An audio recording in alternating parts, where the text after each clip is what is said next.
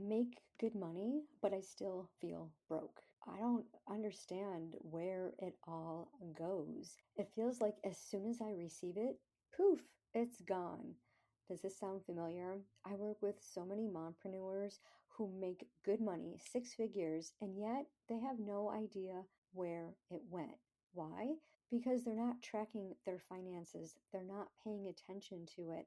They're not giving every dollar a job before it even comes in. All businesses need two things: a business plan and a financial plan. If you're not sure where your money is going, then I'm inviting you to join my school community, The Smell of Money, where we dive into exactly where your money is going and we start to look at how you think and react to the money that you're receiving and paying out so that money flows in all ways, always. Join today. The link is in the comments. If you're tired of feeling shame about past financial decisions, worried you'll never achieve financial stability, and ready for a clear plan to take control of your money and experience true financial freedom, you're in the right place. Hey, I'm Lisa, wealth activator, independent insurance broker, and your guide to rewriting your money story. I learned the secret to creating financial freedom and stability after divorce, and I'm ready to share it with you. If you're ready for steady, stress-free income, clarity with your money, and the confidence to spend without guilt,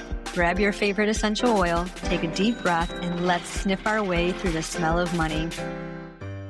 Y'all know I have this hate relationship with crypto. So today I have an awesome guest who is an expert in this currency. So go grab something nice to drink, go get rid of all the distractions and come hang out with us. Niko Mercuris is the founder of Crypto Renegades, a high ticket crypto trading mastermind with 1,600 plus paying members, generating $200,000 after surviving the 2008 financial crash that cost him $4 million. Okay, who has lost that much money here? Niko rebuilt his fortune through strategic crypto trading and now teaches entrepreneurs his proven crypto wormhole method. So I know you all want to hear this as much as I do. So thank you, Niko, for being here.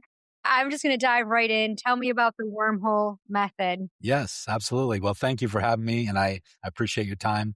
And I hope your audience gets some value out of this. But and we have a lot of women in our group, and they're killing it. So just so you know, this is not a man's sport here. But the crypto wormhole, we coined that phrase because what is a wormhole? Like if you remember Star Trek back in the day, you go through a wormhole, and somehow you're 50 trillion miles away on another planet in a bar, you know, having cocktails with green people. Remember that back in the day? But basically the whole point is to get you much further away in a much shorter period of time. And that's kind of why we coined the crypto wormhole, because what we do is we collapse time. And when I say that, I mean, what would normally take someone saving and working and trading their time for money or starting a business. And don't get me wrong, I love businesses. That's one of the most lucrative things that somebody can do is to own their own business. But it takes a lot of work and a lot of effort and a lot of money sometimes to build a business. And most of the members in our group are entrepreneurial minded. They are doing that already, but they want to add maybe another 5, 6 figures, even 7 figures to their income stream in their spare time. And I built several multi-million-dollar businesses over the last 25 years. And I even had 150 employees at one point. And the difference between what we do now in the digital age and able to literally extract money out of the Ethernet in your underwear at your kitchen table with no employees, no overhead, no commuting in traffic, no dealing with customers, no answering questions, really none of the things that most people associate with business or work. Because what we're doing is we're trading crypto specifically in this case. I learned how to trade in OTA, which is the Online Trading Academy, which is it's a in-person school. It's an academy that basically trains people to become hedge fund traders, to go to work for actual institutional grade hedge funds. And I was doing that in options trading in the stock market. But when crypto started to become a thing, I started looking into futures contracts, and I was trading Bitcoin futures contracts against the US dollar. And I know this might sound confusing to people who've never traded before, but basically what I'm doing is I'm betting whether the price is going to go up or down on Bitcoin or any crypto for that matter. But let's just use Bitcoin for an example, since it's the most popular crypto. And it doesn't matter whether the price is going up or down. This is what I want people to understand, because a lot of people may invest in crypto. They might open up a Coinbase account or a wallet somewhere and they buy some Bitcoin in hopes that it's going to go to the moon someday and they're going to make a fortune. And that's what's called hodling. You buy and you just sit on it and wait, and hopefully it's going to go up in value. What we do is we day trade. I'm going to use that word because that's a common understanding of what we do. It's day trading. But what we're doing is we're looking at supply and demand. We're looking at support and resistance levels like the institutions do when they're trading the stock market. And we can see what the liquidity pools are, and we can see all that stuff. So if I think that Bitcoin is going to break out of a resistance level and shoot up 10% or 5% during the day, I can place a long position, meaning I'm betting that it's going to go up, and I can use leverage. And this is where the crypto wormhole comes in. If I just take a trade, let's say I'm risking $1,000 and I take that trade and I go long and Bitcoin does go up 10%, the most I can make is 10% of my $1,000, which is only $100. But if I'm using 10x leverage on that trade, I'm going to make 10% times 10. So I'm going to make 100% gain, which is $1,000 on my $1,000. So leverage is the wormhole. Leverage is allowing you to get much further along in a shorter period of time. By using the leverage, I'm able to trade with 10 times more contracts than I can afford. And so to put that in layman's terms for most people to understand, it's kind of like buying a house. So let's say we're going to buy a $500,000 house. And if you had to come up with all the money yourself, the whole 500 grand, if there was no such thing as borrowing from a bank or getting a mortgage, most people would never be able to buy a house because it would be almost impossible to save up $500,000, or it would take you a very long time. And so with leverage, the banks are saying, hey, you come up with 10% or 20% and we'll loan you the other 400 grand. And that makes it a little bit more doable for a family or an individual to borrow 80% of the purchase price. And then they have 30 years to pay it back. Mm-hmm. The leverage is you're putting down 20% of 100,000. Maybe it takes 5 years to save that up or something like that. You finally buy your house and now you have 30-year mortgage. But let's say that house goes up in value at a rate of 10% per year over the next 10 years, like it does here in Florida on average. So in 10 years, that house is now worth $1 million, but you still owe, now you only owe about 300,000 because you paid 100,000 down over the 10-year period, let's just say. But you have 700,000 in equity. Okay, that's leverage. You use the bank's money to buy the property, and over time it went up in value, and you only owe 300,000. As long as you continue to make your mortgage payment, you now own that equity. And what can you do with that? You could sell the house for $1 million and pull out, pay off your original mortgage of 300,000 and put 700,000 cash in your pocket. Or you could refinance the property, pull the equity out tax free because it's loan proceeds, put a tenant in there, and then take that 700 grand and go buy another property or two. That's what real estate investors do. They build their portfolio by doing that. And I'm a real estate investor, so I do that regularly with apartment buildings. But in the crypto space, we do the same thing. So let's say you only have $1,000 or $5,000 or $10,000. You can put $10,000 in your trading account and you can set your margin at 10%, which means you're only going to risk $1,000. Mm-hmm. And then you put a 10% stop loss on that, which means that you're really only risking 10% of that $1,000, which is $100. And then you put your leverage at 50x, which means you're really playing with $50,000. You're $1,000 times 50. So you're able to trade as if you have 50 grand, but you only have 1,000 at risk, but you only have a 10% stop loss, which is only 100 at risk. So you're really risking $100 to play with 50 grand. And if you're wrong on that trade, it goes the opposite way that you want it to go, then the most you can lose is your stop loss, which is $100. But if it goes the way you want it to go and it goes up 10% in value, you're making $1,000 times 10%, which is $100 times the 50x leverage, which is, $500. It would be 50x the amount that you're risking. So you could literally make 50,000 on a trade because you're risking $1,000, but you're really only risking 10% stop loss. And I know this gets a little confusing and convoluted, but the point is you can really play with a lot of money by only risking a little bit of your own money and capital. The difference is this is even safer because if you don't pay that mortgage on that house you put 100 grand down on, the bank can foreclose on you and take it back, and you lose the 100 grand that you put down. Mm-hmm. But in this scenario in crypto, you're risking $1,000. The most you could possibly lose on this trade, even though you're playing with 50 grand because you've increased your leverage, the most you could lose is that $1,000. But if you put a 10% stop loss on that, the very most you could lose on this trade is $100. No matter what, you could go to sleep and forget about a whole trade that goes against you and you lose $100. That's it. You live to trade another day. You still got 10,000. You still got 9,990, 9,900 in your account, and you can continue to build this up and do it. So to me, when people really understand how leverage works and understand the crypto wormhole and how we're using the leverage to our benefit in a safe manner using proper risk management, it's not only a safe way, but when you really understand it, it's a very lucrative way to extract money out of the Ethernet without having to have all the other components of a normal business. Hmm. Yeah. And what can go wrong with imaginary money? What can go wrong? It's what can go wrong is if you place that trade in the example I just gave and it goes against you, you'll get stopped out. It'll hit your stop loss if you do everything properly. And the most you would lose on that example would be the $100. And Hmm. so your account would be down $100. And then if you enter another position and you keep using those same parameters, you use a 10% stop loss and you use 10% margin. I mean, let's just think about it. If you got 10 grand in your account and you're risking 10%, that's $1,000. And then you're putting a 10% stop loss, that's $100. You're really only risking 1% of your entire account balance on any given trade. Now I have a 70% win ratio in our trading group.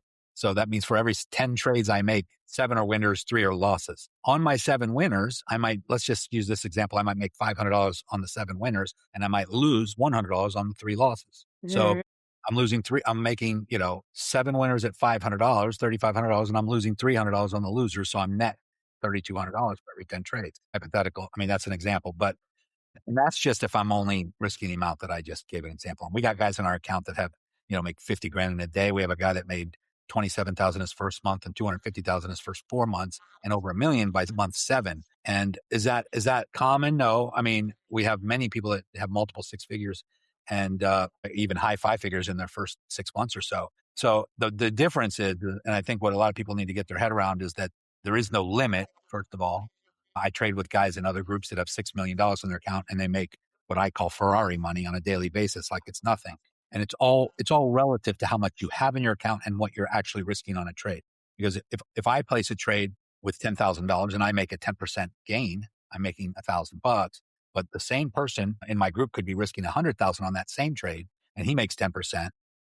So he's making 10,000. I'm making 1,000. He's making 10,000. He did everything exactly the same as me, but he's going to make that much more because he's got more on the trade. So it's all relevant to what you're risking and what you're playing with. And I always recommend that people start small, what you can afford to lose. And I know no one wants to lose anything, but if anybody's entrepreneurial minded and they're thinking about starting a business, let's say a pet grooming place or a coffee shop or a flower shop, everything is going to take a capital up front. You're going to have to rent a space, buy the building or rent it. You're going to have to decorate it. You're going to have to buy the inventory. You're going to have to run advertising to get customers to come in. You're going to have employees to help. There's a lot of upfront expense just to get the ball rolling, to get any income coming in, right?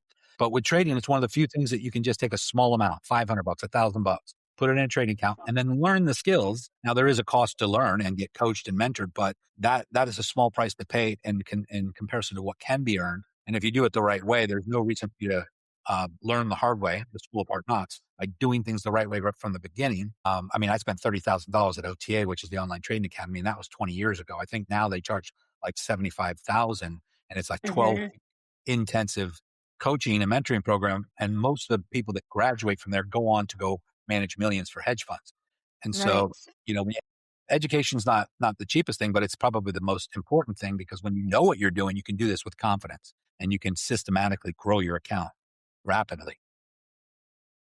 Yeah. And I think that's what the key is to do it with confidence, because it is kind of confusing and there's so many different options and there's a lot of hype about it.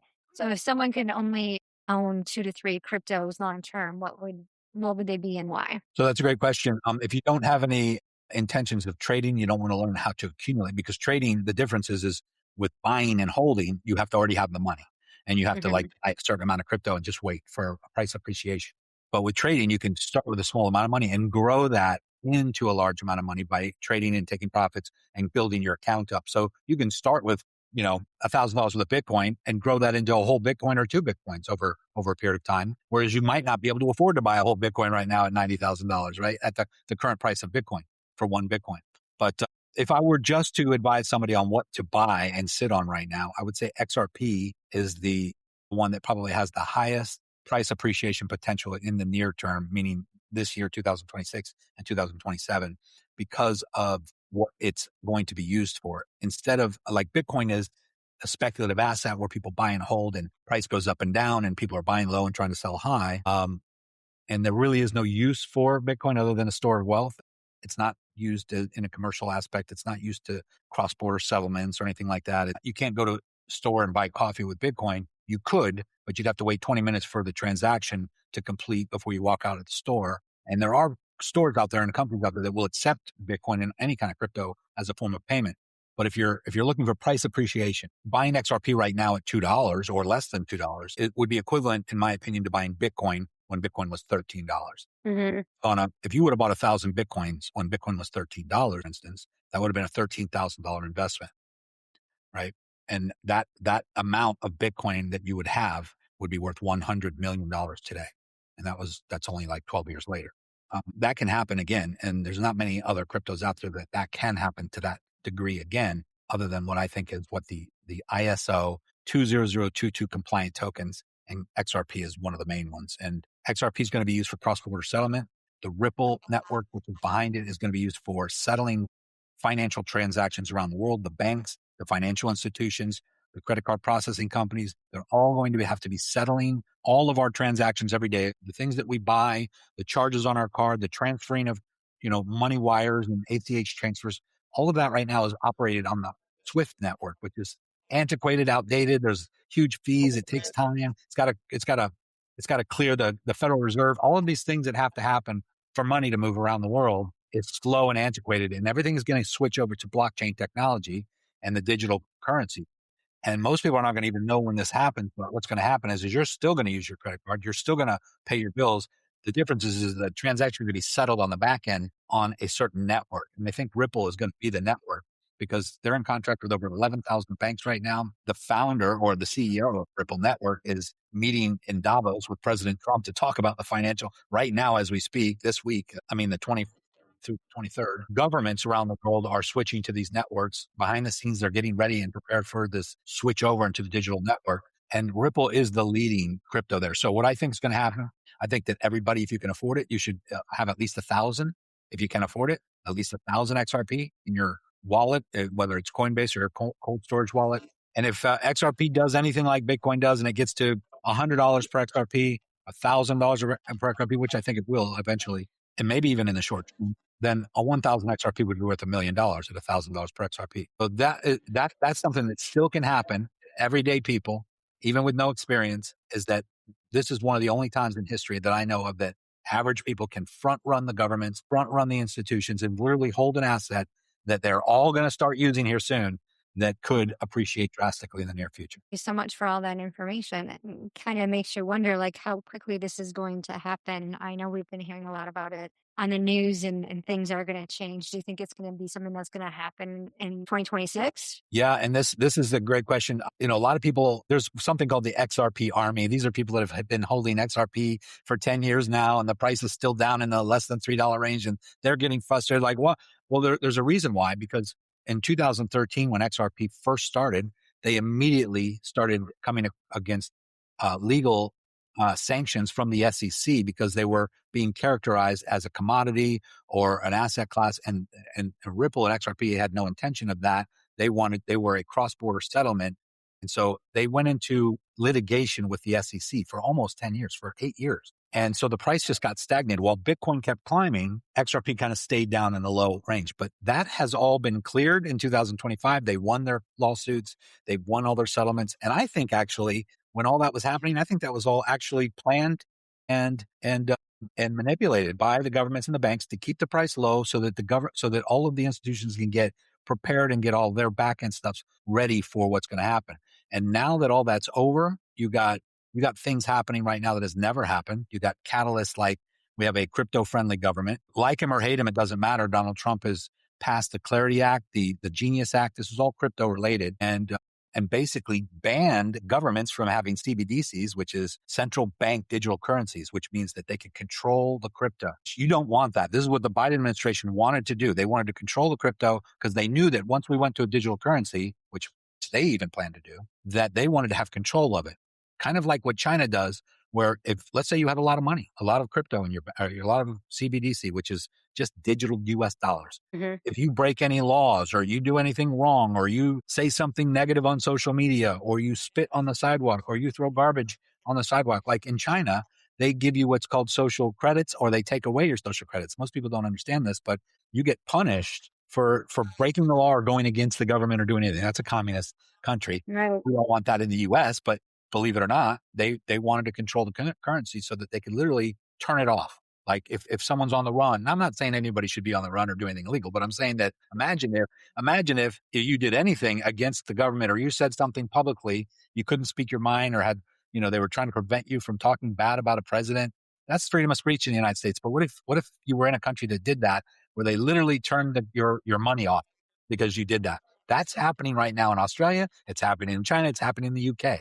People don't know this, but the police are going door to door in the UK and literally knocking on doors and arresting people for comments they made on social media. And it's kind of crazy. And so we don't want that here, right? So Trump actually banned that to keep it decentralized, to keep it so that whatever amount of money you accumulate or have in crypto is yours and no one can take it from you. And so that's all positive stuff. And then you got the Clarity Act, which is the laws that are basically centralizing digital currency, making it so that it is going to become mainstream. It's all being pushed to the mainstream narrative now. And it is a thing. It's not going away. Everything's going to go to blockchain technology. Everything, real estate, everything's going to be on the blockchain.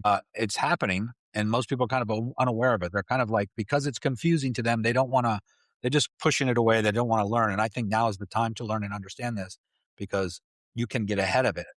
Imagine you have 10,000 XRP, and XRP goes to $1,000. You got $10 million. Now what? Now, what do? Do you sell it? You could sell it, but you'd have a capital gains tax. Another thing Trump's getting rid of, capital gains tax on profits in crypto in the US. That's amazing. So what else can you do with it? Well, you can borrow against it, because if you sold that $10 million worth of XRP, now you have $10 million, but you don't have the goose laying the golden egg anymore. So you go and spend that $10 million, you don't have any money left. But what if you could borrow against it? What if you could loan that XRP back to the financial institution and get a dividend, 5% per year, let's just say. And now you're getting a dividend paid to you every month, and your money's just sitting there. Your XRP is just sitting there. You're getting paid what's called staking. And now you're getting paid a royalty or a dividend for them using it as a liquidity pool. You're contributing to the liquidity of the market. And I know that this might sound confusing to some people, but it's really not that. It's something that everybody should understand, at least on a basic level, because it affects you. Listen, I know this is that regardless of whether we're in good times or bad times, whether we're in an economic boom or a recession, it's always better to be rich, right? I mean, that's because if you're on the wealthier end, you don't have the same problems. You have different problems, but you don't have the same problems, because people who are struggling to get by, people who are barely making ends meet, they then have to do whatever the government tells them. They don't really have choices. They have to get subsidies. They have to get benefits from the government. And that usually causes taxes to go up, because the people who are paying the taxes, part of that money goes to pay for all of those programs out there that help the people that are not financially able to take care of themselves. And so life is just harder, obviously, without money. So like I said, there's only so many things that the average person can do right now to get above average and to make above average income. And business is one of them, but businesses are not easy, right? 70% of most businesses fail in their first year. And I think 70% of the ones that don't fail by the end of their second year. So business is difficult, but I recommend everybody on this podcast, start a business if you don't already have one, figure out something to do in your spare time and do it and just make it happen. And in addition to that, invest in things that have the potential to go up in value at a higher rate than the purchasing power of the dollar is going down. Because the problem is that the US dollar is going down in purchasing power at a rate of 8 to 10% per year. And crypto, Bitcoin, XRP, these things are going up in value at a rate of 50 to 100% per year in value. So why would you sell anything that's going up in value and transfer it back to an asset class that's going down in value, which is the US dollar? And see, everybody wants money and they want their bank account to be big. But if you're sitting on $1 million cash in the bank, in 10 years, the purchasing power of that $1 million will be worth $250,000 at the current rate of inflation. And so the only way to keep up with inflation, the only way to stay ahead, you keep your head above water, is to make more than 10 or 11% per year to break even. And then hopefully even more than that to make a profit. And that's why investors take the money that they earn from a business or job or whatever, and then they put it in things, asset classes like real estate, crypto, stock market, that tend to keep up with inflation and go up higher in value than the erosion of the US dollar. So listen, we teach this stuff every day. We love it when people want to learn it. But I think that if people don't learn it and they bury their head in the sand, they're going to be the ones that are suffering later on. So education is the key here to understand how this all works so that you can protect yourself. Yeah, absolutely. Well, thank you for scratching the surface for us. How can the audience learn more and work with you and get in on your? You have a coaching program. You have 1,600 people. Be part of that group. Yeah, I mean, we have a mastermind, which is it's the higher echelon of learning this. This is where we do live group coaching calls. We're live about 15 hours a week in our private mastermind. Live, when I say live, I mean on Zoom, sharing my screen, trading live, showing you how to go long, how to go short, literally teaching you how to trade. And you're welcome to inquire about that. In fact, what I will do for your audience is anybody who DMs me, and by the way, that's not all I'm going to give you, but anybody who sends me a DM, like on, let's say, Instagram or Facebook or even my YouTube channel, my name, Niko Mercuris, all you got to do is go to, I would say Instagram would be the best way. If people go to Instagram and find me, it's the one with the little blue check mark. That's the only official account that I have. If it doesn't have a blue check mark, it's one of my imposters. Unfortunately, I do have a few of those. And so be careful there, but send me a DM and say you heard me on this podcast, and I will send you two things. I will send you a link to my next live free masterclass where I spend about 2.5 hours trading live, explaining how the whole thing works. And then you can decide if you want to join the mastermind. But in addition to that, I will send you an unlocked 5-day workshop, which was a training that we did that was $1,000, like $997 at the time, $1,000. And I will send that to you unlocked for free. And that will give you all the basics of everything we do. It doesn't include, it does include 2 live calls a month where my partner and I will come in there and go live and answer questions. It doesn't include trading signals or anything like that, but it does have all the training tutorials and all the step-by-step videos to show you how to set up your accounts, how to trade, everything that you would really need to get started. And that will at least give you all of the information you need to decide whether you want to take it to the next level and learn more. But we'll definitely send that to anybody who reaches out to me for free. Beautiful. Well, thank you so much for your generosity. So you guys Absolutely. heard it. Check the show notes. Find Niko on Instagram. Look for the blue check mark. And this way you know that you are dealing with the authentic person. Because I know how nervous we get around crypto and we think, I don't know about this investment and I've been taken advantage of. You want to be very careful. So go with your instinct. But you heard it here. It's official. I'll look for that blue check mark. And remember, it doesn't matter how much money you have. It's what you do with it. Hey, mompreneurs, I hope you enjoyed today's episode. If so, please follow the show and share it with a friend who's rebuilding her finances after divorce. No spreadsheets, no restrictive budgets, only confidence to build financial freedom. Also, please drop a quick 5-star review so more moms starting over can find this. It lights me up to know this podcast is helping you. Inhale confidence, exhale scarcity.